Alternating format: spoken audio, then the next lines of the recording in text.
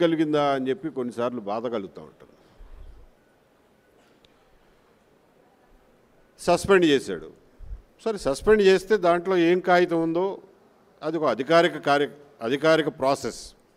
Suspend చేస్తే అరే బాబు నీ మీద ఈ అభియోగాలు ఉన్నాయి చెప్పాలి. ఏమీ చెప్పకుండా 2 ముక్కల్లో you are placed under suspension. నన్ను ఎందుకు సస్పెండ్ చేశారో తెలుసుకోవడానికి నేను కోర్టుకు పోవాల్సి వచ్చింది. కారణాలు చెప్పండి రా బాబు అని. ఇది ఒక పక్కన నలుగుతూ ఉండగా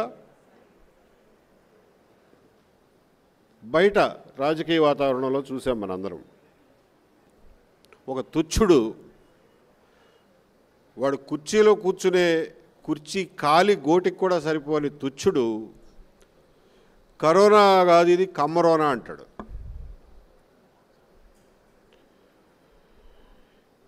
ఇంకొకటి చీఫ్ మినిస్టర్ చైర్లో కూర్చున్న వదవ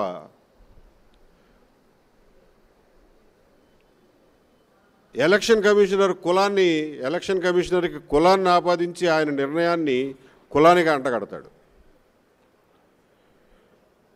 మళ్ళీ వాడే అదే నోటితో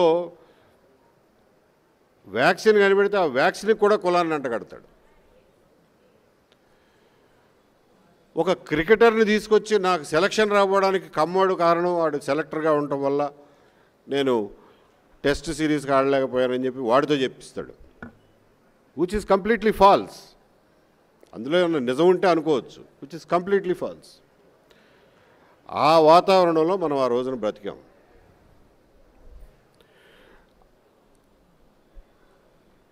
ఆ వాతావరణంలో నా మీద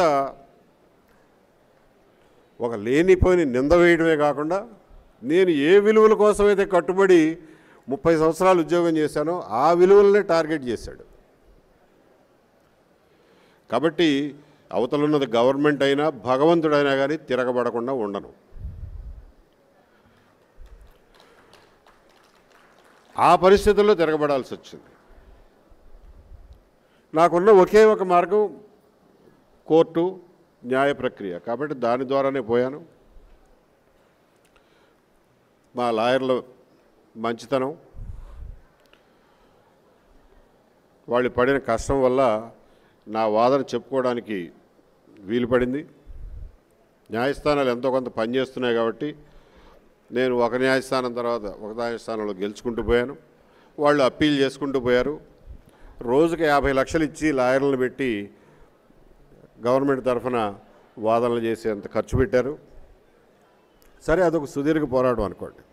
నేను ఇదంతా ఎందుకు చెప్తున్నానంటే నన్ను చూసి ప్రతివాడు గవర్నమెంట్ మీద కొట్లాడమని ఆ ఇన్స్పిరేషన్ తీసుకోకండి. కానీ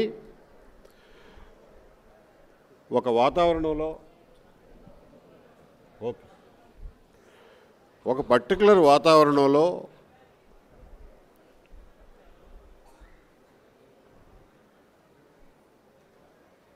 మూలక నెట్టబడిన నాడు తిరగబడడం తప్ప వేరే మార్గం ఉండదు. దానికి మానసికంగా మనం అందరం సిద్ధంగానే ఉండాలి ఎప్పటికైనా.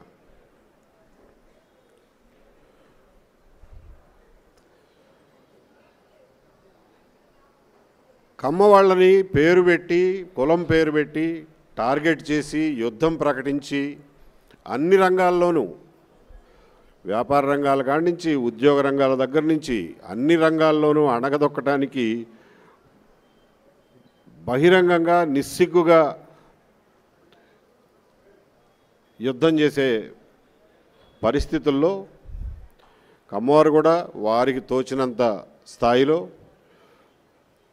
వాళ్ళు ఎదురు తిరిగారు, నిల్చున్నారు. నేను ఒక్కడే కాదు, ఎంతోమంది ఆ సవాల్ని స్వీకరించి ముందుకు నడిచారు. వాళ్ళందరి ఆవేదనని మనం మర్చిపోకూడదు. బయటపడకుండా లోపల పడినటువంటి ఆవేదనలు కూడా మనం మర్చిపోకూడదు. ఇంకొక విషయం చెప్పదలుచుకున్నది ఏంటంటే, నేను 30 ఏళ్లలో ఎప్పగలిగిందా అని చెప్పి కొన్నిసార్లు బాధ కలుగుతూ ఉంటుంది. సస్పెండ్ చేశాడు. సరే, సస్పెండ్ చేస్తే దాంట్లో ఏం కాగితం ఉందో అది ఒక అధికారిక ప్రాసెస్. సస్పెండ్ చేస్తే అరే బాబు నీ మీద ఈ అభియోగాలు ఉన్నాయి చెప్పాలి. ఏమీ చెప్పకుండా 2 ముక్కల్లో you are placed under suspension. నన్ను ఎందుకు సస్పెండ్ చేశారో తెలుసుకోవడానికి నేను కోర్టుకు పోవాల్సి వచ్చింది. కారణాలు చెప్పండి రా బాబు అని. ఇది ఒక పక్కన నలుగుతూ ఉండగా బయట రాజకీయ వాతావరణంలో చూసాం మనందరం. ఒక తుచ్చుడు, వాడు కుర్చీలో కూర్చునే కుర్చీ కాలి గోటికి కూడా సరిపోని తుచ్చుడు కరోనా కాదు ఇది కమ్మరోనా అంటాడు.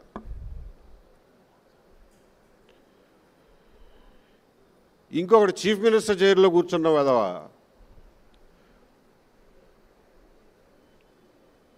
ఎలక్షన్ కమిషనర్కి కులాన్ని ఆపాదించి ఆయన నిర్ణయాన్ని కులానికి అంటగడతాడు. మళ్ళీ వాడే అదే నోటితో వ్యాక్సిన్ కనిపెడితే ఆ వ్యాక్సిన్కి కూడా కులాన్ని అంటగడతాడు. ఒక క్రికెటర్ని తీసుకొచ్చి నాకు సెలక్షన్ రావడానికి కమ్మోడు కారణం, వాడు సెలెక్టర్గా ఉండటం వల్ల నేను టెస్ట్ సిరీస్కి ఆడలేకపోయానని చెప్పి వాడితో చెప్పిస్తాడు. Which is completely false. అందులో ఏమన్నా నిజం ఉంటే అనుకోవచ్చు, విచ్ ఈస్ కంప్లీట్లీ ఫాల్స్. ఆ వాతావరణంలో మనం ఆ రోజున బ్రతికాం.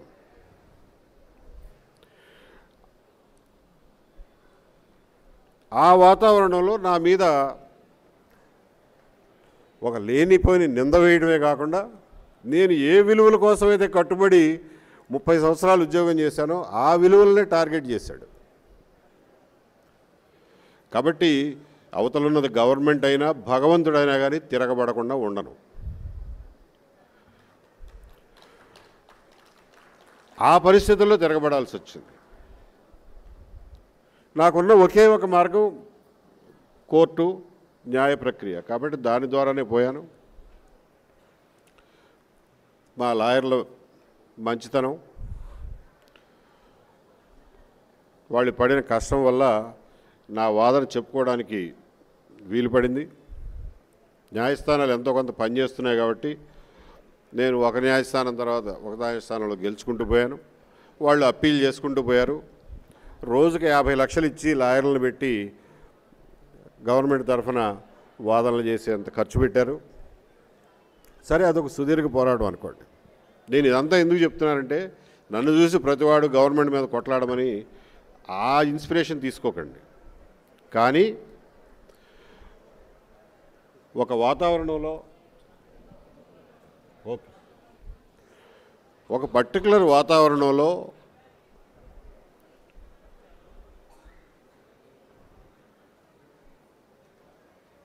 మూలక నెట్టబడిన నాడు తిరగబడడం తప్ప వేరే మార్గం ఉండదు. దానికి మానసికంగా మన అందరం సిద్ధంగానే ఉండాలి ఎప్పటికైనా.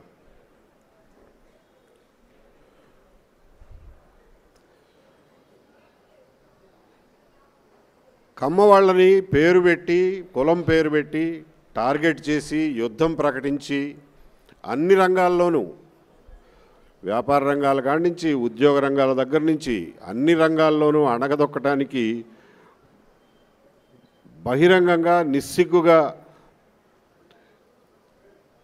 యుద్ధం చేసే పరిస్థితుల్లో కమ్మవారు కూడా వారికి తోచినంత స్థాయిలో వాళ్ళు ఎదురు తిరిగారు, నిల్చున్నారు. నేను ఒక్కడే కాదు, ఎంతోమంది ఆ సవాల్ని స్వీకరించి ముందుకు నడిచారు. వాళ్ళందరి ఆవేదనని మనం మర్చిపోకూడదు. బయటపడకుండా లోపల పడినటువంటి ఆవేదనలు కూడా మనం మర్చిపోకూడదు. ఇంకొక విషయం చెప్పదలుచుకున్నది ఏంటంటే, నేను 30 ఏళ్లలో ఎప్పుడు పెద్ద అప్పట్లో జరిగేవి కూడా కాదు, అవకాశాలు లేవు, నన్ను ఎవరో పిలిచేవాళ్ళు కూడా కాదు. ఈ కమ్మవారి ఆత్మీయ సమావేశాలకు వెళ్ళడం నాకు ఎప్పుడూ అలవాట్లేదు.